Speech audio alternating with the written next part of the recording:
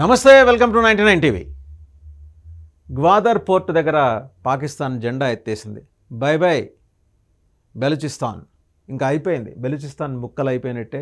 బెలూచిస్తాన్ ముక్కలటువంటి in the sense Pakistan ముక్కలై బెలూచిస్తాన్ పక్కకి వెళ్ళిపోయినట్టే. పూర్తిగా అక్కడ పట్టు కోల్పోయింది, అదుపు కోల్పోయింది. గ్వాదర్ పోర్ట్ నిర్మాణంలో చైనీయులు బాగా ఎక్కువ పార్టిసిపేషన్ తీసుకుంటున్న కారణంగా, అలాగే ఆ సమీపంలో అచ్చంగా ఒక ఎయిర్పోర్ట్ నిర్మించి 3 ఏళ్ళు అవుతుంది.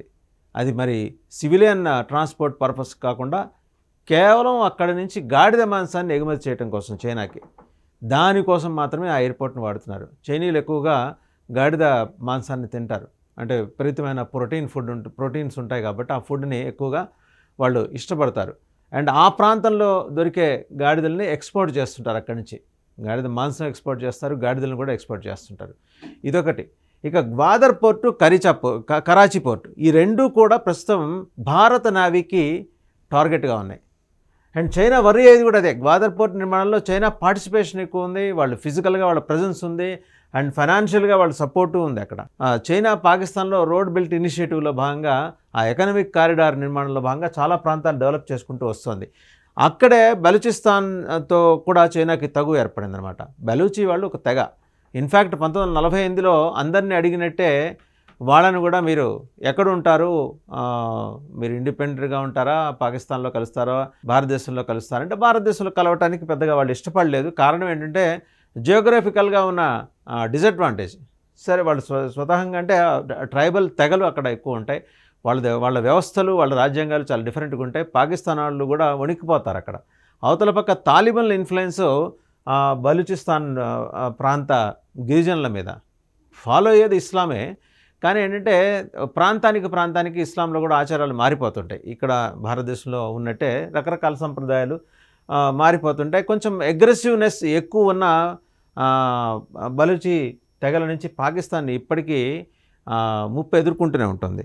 రెండోది, ఇక్కడ ఈ పోర్టు గురించి మనం మాట్లాడాల్సి వస్తే కనుక, ఈ పోర్టు నిర్మాణం అనేది అవసరం, పాకిస్తాన్కి చైనాకి అవసరం. ఎందుకంటే వాళ్ళ ఇద్దరు ఉమ్మడి ప్రయోజనాలతో పాటు ఏషియన్ రీజియన్లో, ఏషియన్ సబ్ కాంటినెంట్గా ఎమర్జ్ అయి ఉన్న భారతదేశాన్ని తొక్కేయాలంటే వాళ్ళకి వ్యూహాత్మక స్థావరాలు ఏర్పాటు చేసుకోవడానికి ఒక పోర్టు కావాలి. వాళ్ళ ట్రాన్స్పోర్టేషన్ కానీ, వాళ్ళ ట్రేడ్ కానీ, లేక ఇతరత్ర వాళ్ళ అనైతిక అసాంఘిక కార్యకలాపాలు వేరే దేశాలకు వ్యతిరేకంగానే చేసుకోవాలంటే, దానితోడు వాళ్ళు అక్కడ ఏర్పాటు చేసుకున్న ఎయిర్పోర్ట్లో సివిలియన్ ట్రాన్స్పోర్ట్ ఎప్పుడు లేదు. పౌరులు ప్రయాణాలు ఎక్కడ లేవు. కేవలం గాడిదలను ఎక్కించుకొని చైనాకి తీసుకెళ్తుంటాయి, గాడిద మాంసాన్ని, గాడిదల్ని. ఆ ప్రాంతంలో గాడిదలకు అంత డిమాండ్ ఉంది గ్వాదర్ ప్రాంతంలో. సరే, ముఖ్యంగా ఇప్పుడు ఖైబర్ పఖ్తూన్ఖ్వా ప్రాంతం కూడా ఇక్కడ మనం మాట్లాడుకోవాల్సి ఉంటుంది. ఎందుకంటే ఇవన్నీ కూడా అంటే దగ్గర ఉంటాయి. ఈ ప్రాంతం ఆఫ్ఘనిస్తాన్ని పూర్తిగా ఆనుకొని ఉంటుంది. ఈ ప్రాంతంలో పాకిస్తాన్ తాలిబాన్ల ప్రాబల్యం ఎక్కువ. మనం ఇంతకుముందు కూడా చాలా సందర్భాల్లో చెప్పుకున్నాం. తెహరీకి Talibani Pakistan, TTP.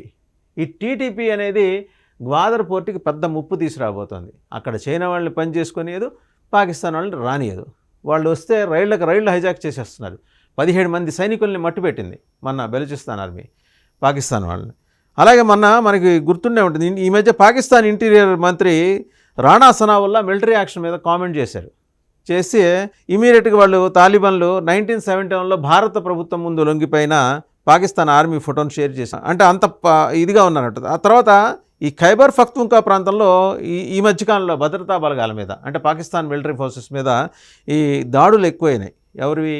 BLF, Balochistan liberation force.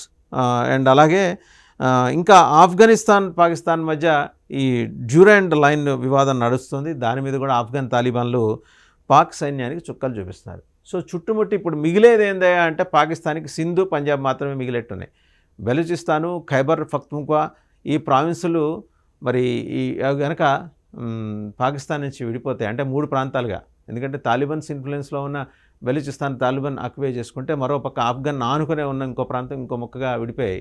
ఇంకో ప్రావిన్స్ ఇంకో ముక్కగా విడిపోయే ప్రమాదం ఉంది. దాన్ని అడ్రస్ చేసుకోలేక ఇవాళ ముబ్బడిగా ఇబ్బందులు ఎదుర్కొంటున్న పాకిస్తాన్ సైన్యం ఏంటంటే భారతదేశం మీద మతోన్మత్త చర్యలకు పాల్పడుతూ వాళ్ళ అటెన్షన్ని డైవర్ట్ చేస్తూ ఎంతసేపటికి మన మత ప్రాతిపదికనే మనం ఉండాలి, మన బ్లడ్ వేరు, మన బ్రీడ్ వేరు. Our forefathers, they thought that we are different from the Hindus in every possible aspect of life. Our religion is different, our customs are different, our traditions are different, our thoughts are different, our ambitions are different. That was the foundation of the two nation theory that was laid there. That we are two nations, we are not one nation. So because of that, our forefathers, they struggled, mounted that incessant struggle to create this country. మన వాళ్ళ మీద దాడి చేయాల్సిందే. ఆవిడ వాళ్ళ senator మాట్లాడింది, ఒక మహిళా సెనేటర్, అయోధ్యలో కూల్చిన చోటే బాబ్రీ మసీద్ కడతాం, మా పాక్ ఆర్మీ సైన్యం వచ్చి కడుతుంది, అండ్ మా మునీర్ గారు వచ్చి మొట్టమొదటి అజా ఇక్కడ ఇస్తారు, జనరల్ మునీర్ వచ్చి మొట్టమొదటి అజా అక్కడ ఇస్తారట. तो ये पता होना चाहिए कि उस फौज में तकसीम है, उस फौज का कोई सिख सिपाही, कोई सिख फौजी पाकिस्तान पर हमला करने को तैयार नहीं है, पाकिस्तान से जंग करने को तैयार नहीं है, और कहा है कि अगर यहाँ पानी नहीं बहेगा तो खून बहेगा दरियाओं में. मैं सिर्फ ये कहूंगी कि वो वक्त दूर नहीं है कि जब बाबरी मस्जिद की पहली ईंट उसकी बुनियाद में पिंडी से एक आम सिपाही लगाएगा और उसमें पहली अजान पाकिस्तान का सिपा सलार आसिम मुनीर देगा. మతుండే మాట్లాడుతున్నారో లేకపోతే మెడ మీద కత్తి పెట్టడం వల్ల చంపేస్తామని అక్కడున్న ఈ డీప్ స్టేట్ బెదిరించడం వల్ల అలా మాట్లాడుతున్నారో అది అర్థం కాని పరిస్థితి. ఆవిడ ఒక మాట, డిఫెన్స్ మంత్రిది ఒక మాట. और मैं सखर में इसी सिंधु दरिया के साथ खड़े होके भारत को कहना चाहूंगा कि सिंधु हमारा है और सिंधु हमारा रहेगा. या इस दरिया से हमारा पानी बहेगा या उनका खून बहेगा. అలాగే ఐఎన్పిఆర్ మంత్రిది ఒక మాట, ప్రధానమంత్రిది ఒక మాట. ప్రధానమంత్రిని పాపం ఏం అనలేము, ఆయన చెప్పుకోలేని అనారోగ్య సమస్యతోటి, ఎవరికైనా చెప్పినా ఇబ్బంది పడే అనారోగ్య సమస్యతోటి హాస్పిటల్లో ఉన్నట్టుగా, చేర్చబడ్డట్టుగా పాకిస్తాన్ ఆర్మీ ఒక లెటర్ రిలీజ్ చేస్తుంది. అది ఫేక్ అనే వాళ్ళు కూడా ఉంటారు, ఫేక్ అయి కూడా అయి ఉండొచ్చు. సో ఇదంతా ఏంటంటే డ్రామా.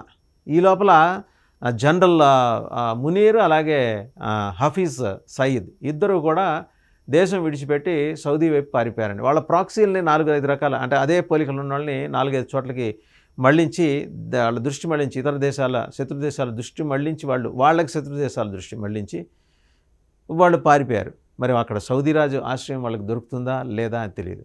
ఈ మరి గ్వాదర్ పోర్టు దగ్గర ఇంత అన్సర్టనిటీ నెలకొంట మాత్రం చైనీస్ ప్రీమియర్ జీ పింగ్ని కలవర పెడుతుంది. గ్వాదర్ పోర్టు ద్వారా చాలా వాణిజ్య కార్యకలాపాలు, అంటే భారతదేశంతో ఇంకా ట్రేడ్ నిమిత్తం లేకుండా ఆ పైనుంచే అక్కడి నుంచే పోర్టు ద్వారా ట్రేడ్ యాక్టివిటీసు, తర్వాత అంటే అనైతిక అసాంఘిక కార్యకలాపాలు, అక్రమ రవాణా, బానిసల రవాణా, ఇలాంటివన్నీ చైనాకు అవసరం. బానిసలు పాకిస్తాన్ నుంచి స్లేవ్స్ని తీసుకెళ్ళి చైనా పని చేయించుకుంటుంది. సో చైనాకు అవసరం. సో ఈ పోర్టు ద్వారా అందరినీ విమానంలో ఎక్కించుకొని వెళ్ళలేరు కదా, సముద్ర మార్గం ద్వారా తీసుకెళ్ళటం. సో ఈ స్ట్రాటజిక్గా ఇదిను కరాచీ పోర్టు, ఈ రెండు కూడా ఇప్పుడు ఇండియన్ నేవీ టార్గెట్లోనే. ఒక పక్క యుఎస్ నేవీ సీల్స్ కూడా వాళ్ళు కూడా రంగంలోకి దిగారు. వాళ్ళు రంగంలోకి దిగిన తర్వాత ఇప్పుడు పాకిస్తాన్కి చైనాకి ముచ్చమటలు పట్టాయి.